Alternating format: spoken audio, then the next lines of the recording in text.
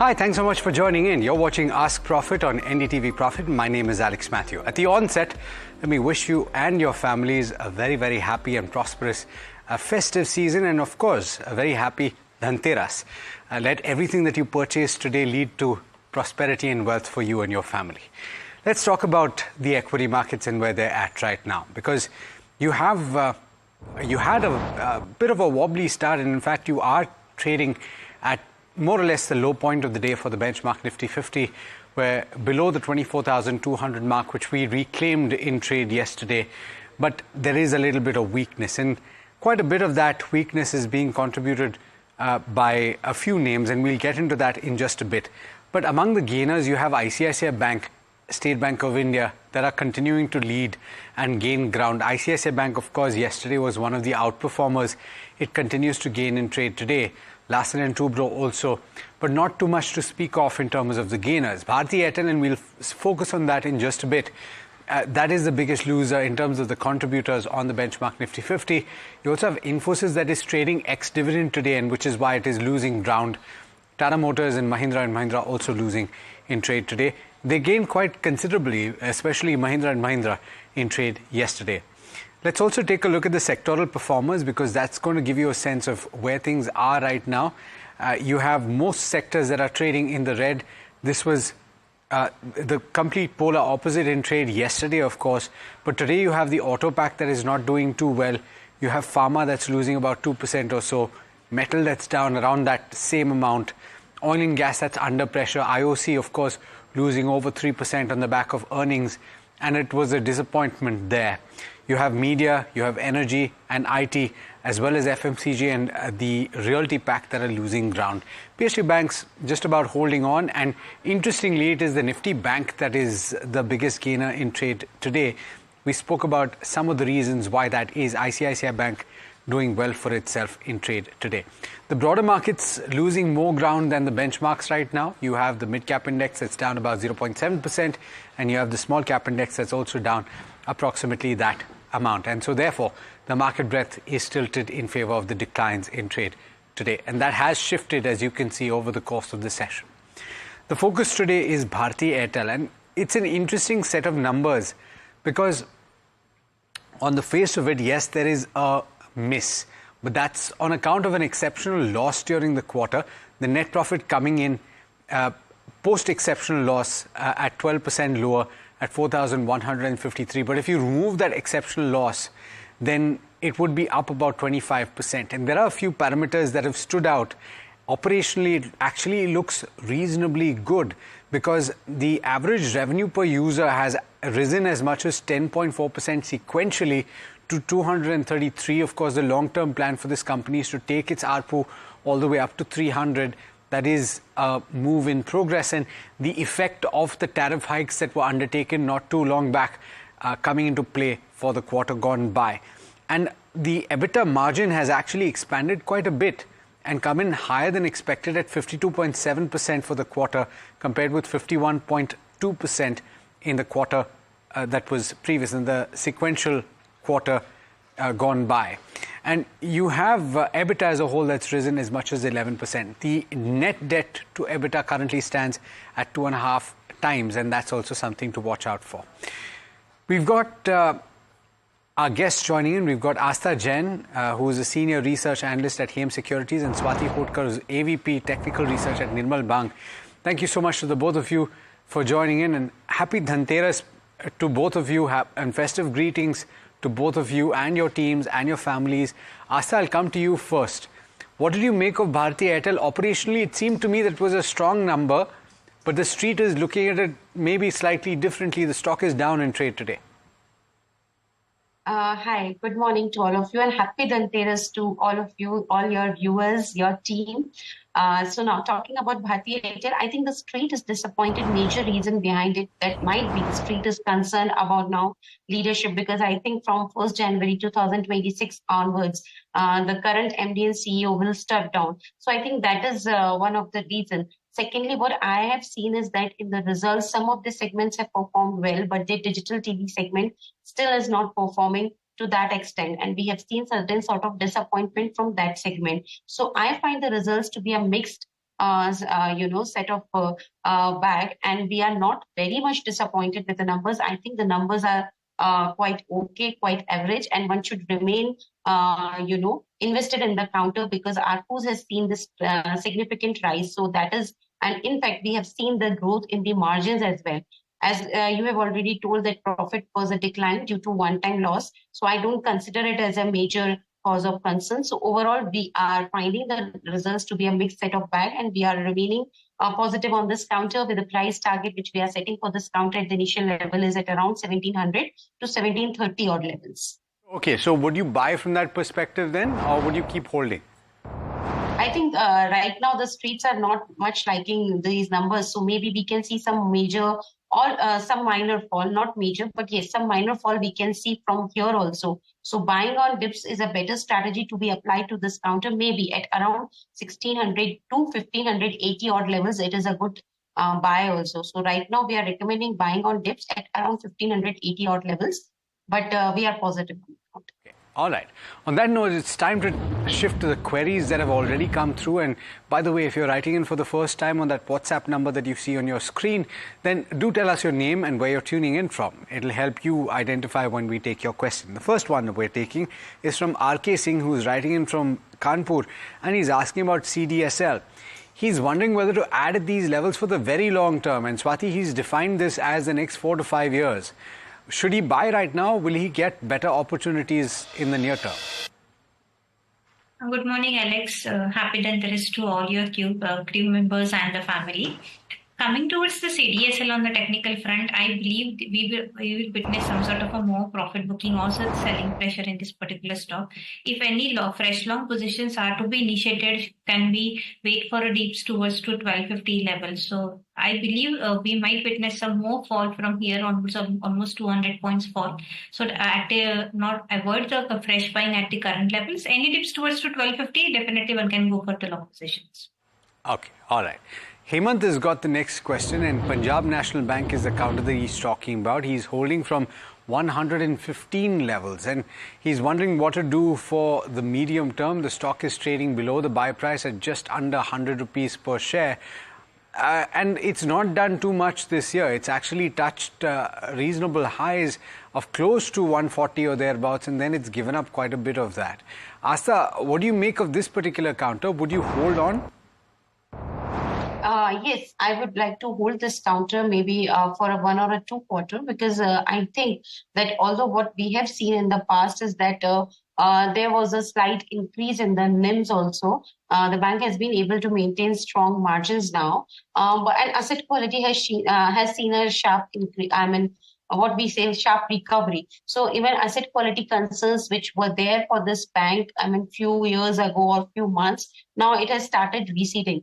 So what I believe that going forward in the long term, this bank may yield positive returns. So right now it is better to keep invested in the counter rather than exit. We are recommending hold on this counter. Initial price target which we are giving to this counter is at around 110 to 115 odd levels. All right, that's the view on Punjab National Bank.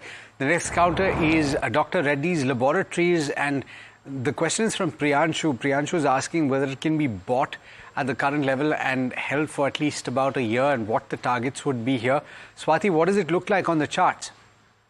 Yeah, I don't know, Alex. The chart looks weak on the daily as well as on the monthly chart as such, because from the last 3 months of trading session, the stock is trading in the low tops, low bottom formations. And if you look towards today's correction is along with the volumes, and I believe downside it has a crucial support at around 1250. If it's break that level, then more downfall can be seen up to the 1200 to 1180 levels. So I would suggest not to create any long positions. Wait for a dips towards to 1200 to 1180 levels. At that level, you can average it out or take a fresh long positions, but not at the current price moment.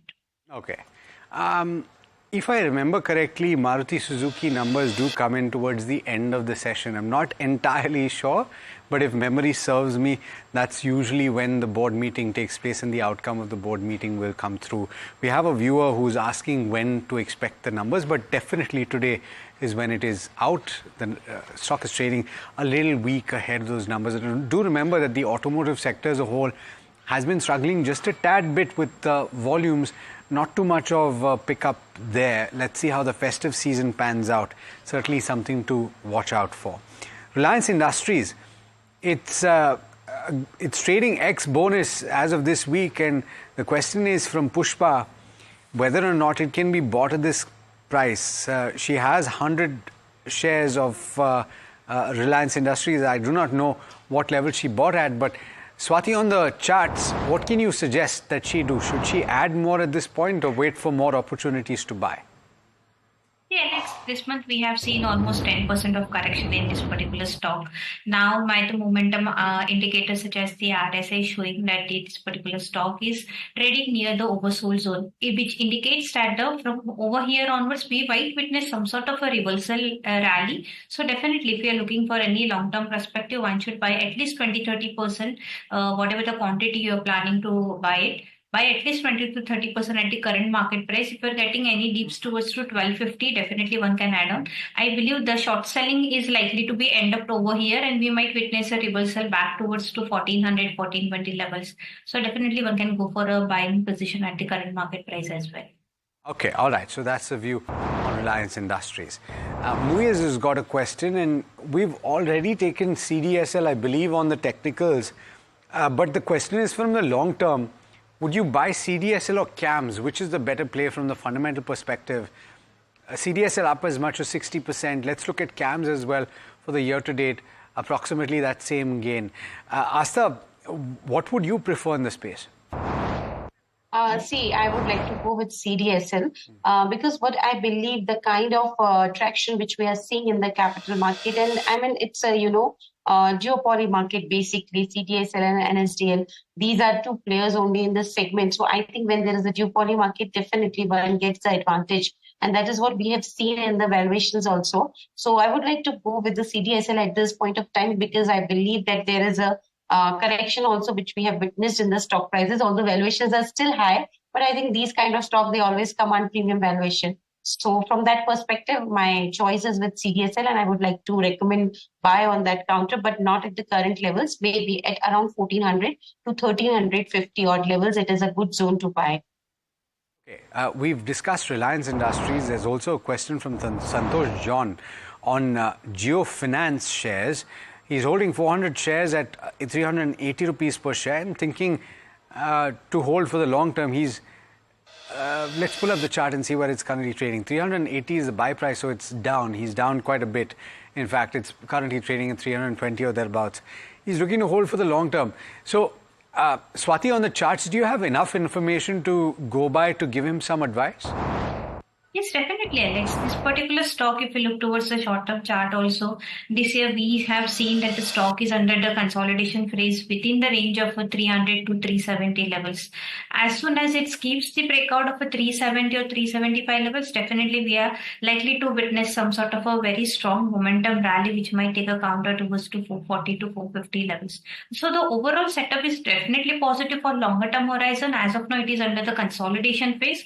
Once it manages to give the breakout after that level, then only we can witness good amount of a momentum on the higher side. So at the current market price, it's definitely a hold from my end as long as it sustains about 300 levels. So by maintaining that stop loss, you can definitely hold your long positions.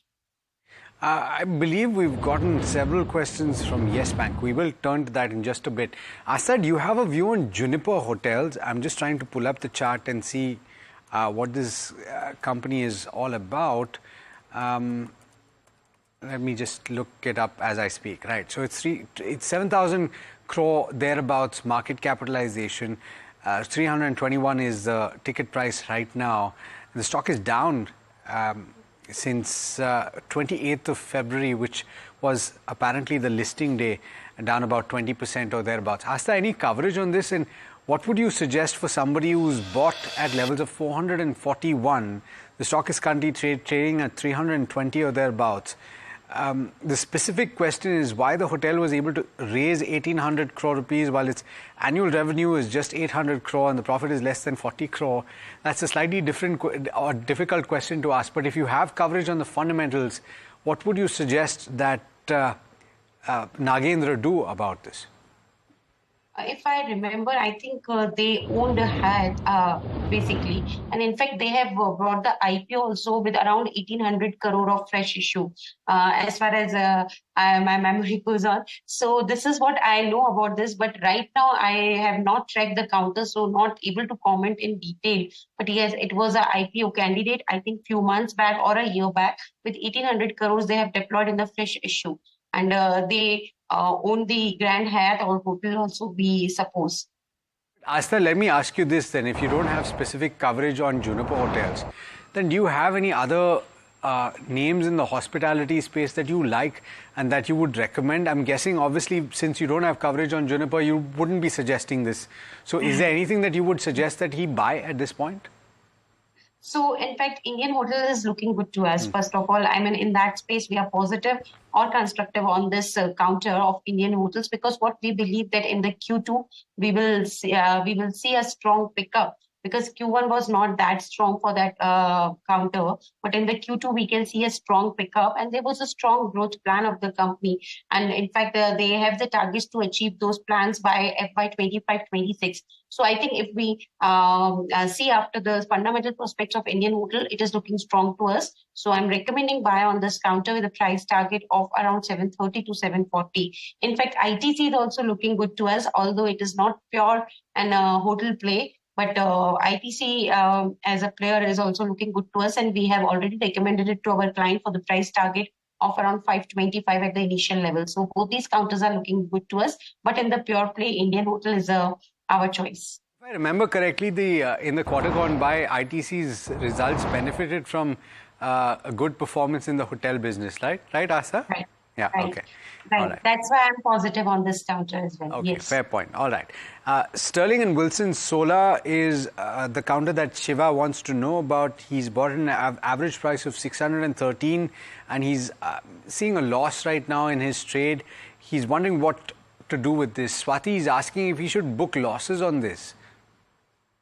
Yeah, on this particular counter, I don't have a much view on this particular stock, but looking towards the chart as such, I believe ki 400 is acting as a very strong support level. Currently, the counter is trading at around 550 and so, but downside 400 is the very strong support levels. If you are holding for a longer term horizon, I will suggest if you are getting any rise towards to 600 to 650, definitely one should exit out, because on a longer term horizon, there is nothing such formation on the technical front. So my view is not much positive on this particular counter. Okay, all right. Like I was saying, a lot of questions on Yes Bank, and we've got Rajmohan from Ooty who's writing in and asking about this particular counter. Bought at levels of 18.5, so still making money on this, even though the stock is not done too much in the year to date so far. He's holding 3,000 shares.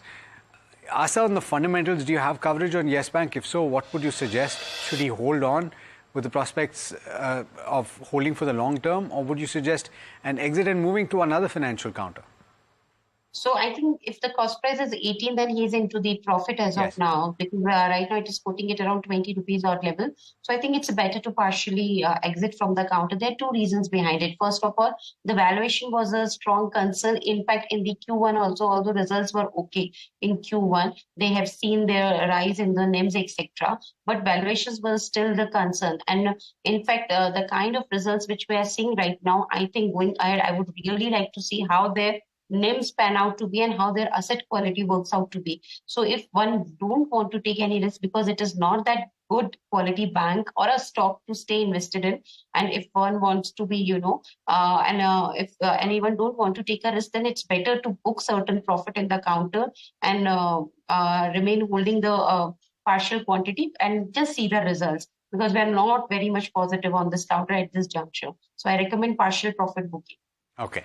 All right. By the way, if you've got questions on F&O, you should tune in at 10:30 every day. That's a special F&O show, and they take questions at that time. Rajesh from Bengaluru is asking about stock in focus. Suzlon Energy is the name of the counter.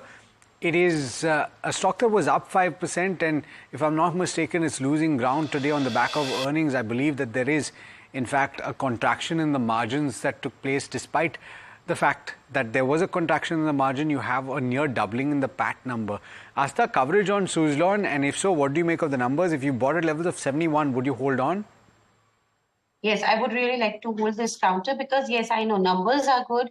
The problem is with the margins because we have seen decline in the margin, and this margin contraction is not only on a year-on-year basis. We have seen this contraction in the quarter-on-quarter basis also. So on both sequential as well as year-on-year basis, margins contracted. So I think the streets are not liking that phenomena, and maybe that's why we are seeing because other numbers were quite good. So talking about the financial performance as a whole, I think one can remain invested in the counter because ultimate industry tailwind will definitely work in the favor of counter. And we are positive on this counter, recommending a whole price target can be set at around 75 rupees or level. Okay.